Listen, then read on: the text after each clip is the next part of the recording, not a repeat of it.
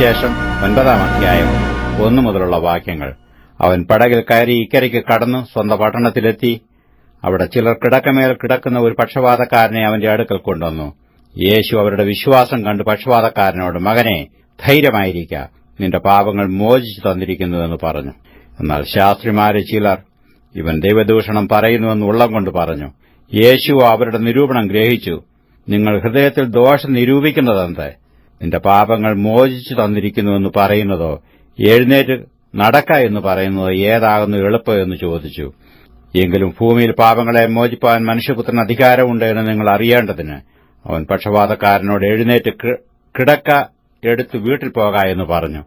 അവൻ എഴുന്നേറ്റ് വീട്ടിൽ പോയി. പുരുഷാരം അത് കണ്ടു ഭയപ്പെട്ടു മനുഷ്യർക്ക് ഇങ്ങനെയുള്ള അധികാരം കൊടുത്ത ദൈവത്തെ മഹത്വപ്പെടുത്തി. യേശു അവിടെ നിന്ന് പോകുമ്പോൾ മത്തായി എന്നു പേരുള്ള പുരുഷൻ ചുങ്കസ്ഥലത്തിരിക്കുന്നത് കണ്ടു.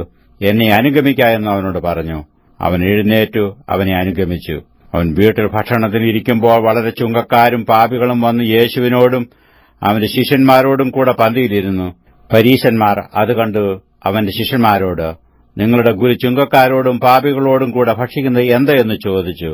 യേശു അത് കേട്ടാറെ, ദീനക്കാർക്കല്ലാതെ സൌഖ്യമുള്ളവർക്ക് വൈദ്യനെ കൊണ്ട് ആവശ്യമില്ല, യാഗത്തിലല്ല കരുണയിലത്രേ ഞാൻ പ്രസാദിക്കുന്നു എന്നുള്ളത് എന്ത് എന്ന് പോയി പഠിപ്പീൻ. ഞാൻ നീതിമാന്മാരെ അല്ല പാപികളെ അത്രേ വിളിപ്പാൻ വന്നത് എന്ന് പറഞ്ഞു.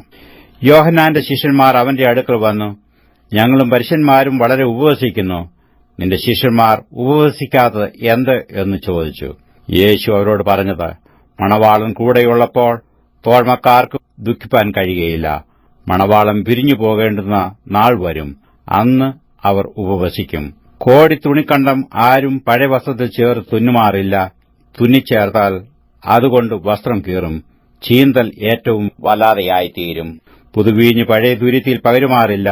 പകർന്നാൽ തുരുത്തി പൊളിഞ്ഞു വീഞ്ഞു ഒഴുകിപ്പോകും, തുരുത്തി നശിച്ചുപോകും. പുതുവീഞ്ഞ് പുതിയ തുരുത്തിയിലെ പകർന്നുവെക്കേയുള്ളൂ. അങ്ങനെ രണ്ടും ഭദ്രമായിരിക്കും. അവൻ ഇങ്ങനെ അവരോട് സംസാരിച്ചുകൊണ്ടിരിക്കുമ്പോൾ ഒരു പ്രമാണി വന്ന് അവനെ നമസ്കരിച്ചു. എന്റെ മകൾ ഇപ്പോൾ തന്നെ കഴിഞ്ഞുപോയി, എങ്കിലും നീ വന്നു അവളുടെ മേൽ കൈവച്ചാൽ അവൾ ജീവിക്കും എന്ന് പറഞ്ഞു. യേശു എഴുന്നേറ്റ് ശിഷ്യന്മാരുമായി അവന്റെ കൂടെ ചെന്നു.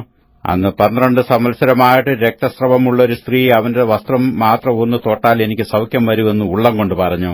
പിറകിൽ വന്നു അവന്റെ വസ്ത്രത്തിന്റെ തൊങ്ങൽ തൊട്ടു. യേശു തിരിഞ്ഞു അവളെ കണ്ടപ്പോൾ, മകളെ, ധൈര്യപ്പെടുക, നിന്റെ വിശ്വാസം നിന്നെ രക്ഷിച്ചു എന്ന് പറഞ്ഞു. ആ നാഴിക മുതൽ സ്ത്രീക്ക് സൌഖ്യം വന്നു. പിന്നെ യേശു പ്രമാണിയുടെ വീട്ടിൽ കടന്നു. കുഴലൂതുന്നവരെയും ആരവാരക്കൂട്ടത്തെയും കണ്ടിട്ട് മാറിപ്പോകുവീൻ, ബാല മരിച്ചില്ലല്ലോ, ഉറങ്ങുന്നത്രേ എന്ന് പറഞ്ഞു. അവരോ അവനെ പരിഹസിച്ചു. അവൻ പുരുഷാരത്തെ പുറത്താക്കി അകത്ത് കടന്നു ബാലയുടെ കൈപിടിച്ചു. ബാല എഴുന്നേറ്റു. ഈ വർത്തമാനം ആ ദേശത്തൊക്കെയും പരന്നു. യേശു അവിടെ നിന്ന് പോകുമ്പോൾ 2 കുരുടന്മാർ, ദാവീദ് പുത്രാ, ഞങ്ങളോട് കരുണ തോന്നണമേ എന്ന് നിലവിളിച്ചുകൊണ്ട് പിന്തുടർന്നു. അവൻ വീട്ടിലെത്തിയപ്പോൾ കുരുടന്മാർ അവന്റെ അടുക്കൽ വന്നു, ഇത് ചെയ്യുവാൻ എനിക്ക് കഴിയുമെന്ന് വിശ്വസിക്കുന്നു എന്ന് യേശു ചോദിച്ചതിന്, ഉവ്വ് കർത്താവേ എന്ന് അവർ പറഞ്ഞു. അവൻ അവരുടെ കണ്ണു തൊട്ടു, നിങ്ങളുടെ വിശ്വാസം പോലെ നിങ്ങൾക്ക് ഭവിക്കട്ടെ എന്ന് പറഞ്ഞു. ഉടനെ അവരുടെ കണ്ണു തുറന്നു.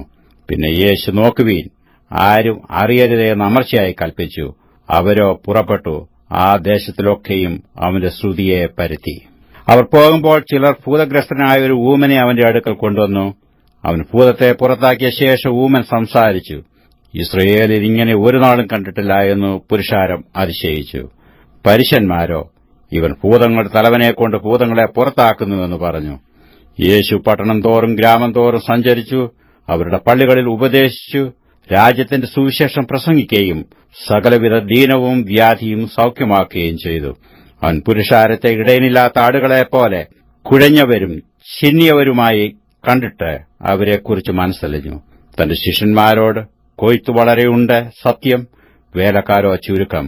ആകയാൽ കൊയ്ത്തിന്റെ യജമാനനോട് കൊയ്ത്തിലേക്ക് വേലക്കാരെ അയക്കേണ്ടതിന് യാചിപ്പീൻ എന്ന് പറഞ്ഞു.